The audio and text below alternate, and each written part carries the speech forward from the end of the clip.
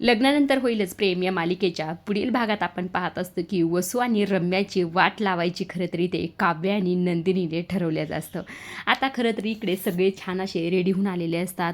त्याचबरोबर इथे जे काही विक्रम असतात ते सुद्धा घरी आलेले असतात. आता इथे काव्य खरं म्हणत असते, खरं तर तुझ्या लग्नात आम्ही कोणीच नव्हतो, त्यामुळे आता पुन्हा एकदा सागर संगीत होऊन जाऊ दे, मी तुझ्यासाठी हार आणलेत असं इथे काव्य म्हणत असते. त्याचबरोबर नंदिनीसुद्धा म्हणते, मी तुझ्यासाठी अक्षदा बनवल्यात बरं का.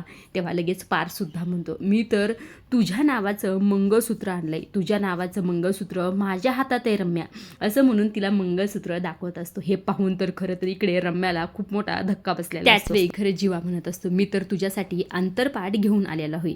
हे सगळं पाहून लगेच रम्या म्हणत असते, हा काय सगळ्यांचा वेडेपणा चाललाय. असं म्हटल्यानंतर जी काही वसू आहे वसूसुद्धा म्हणते, खरं तर लग्न लावण्यासाठी गुरुजी हवे असतात, ते आहेत का इथे.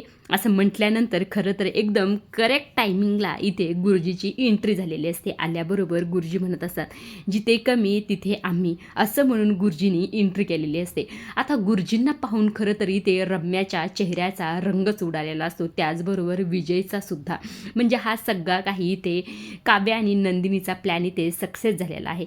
यातून खरं तर रम्या आता कशी वाचते का खरंच विजयसोबत लग्न करते हे पाहण्यासारखंच. हे सगळं काही ठीक आहे, पण तुम्हाला जर आठवत असेल तर गुरुजीने भाकीत केलेलं, रम्याला सांगितलेलं की मला दिसतंय पारच्या हातात तुझ्या नावाचं मंगळसूत्र. हे गुरुजींचं भाकीत तिथे खरं झालेलं असतं. ही रम्याच्या गोष्ट लक्षात येते का नाही हे पाहण्यासारखंच आहे. आजच्या पुरतं एवढंच. अशा डेली मालिकेचे अपडेट जर जाणून घ्यायला आवडत असतील तर आपल्या चॅनलला जरूर सबस्क्राईब करा.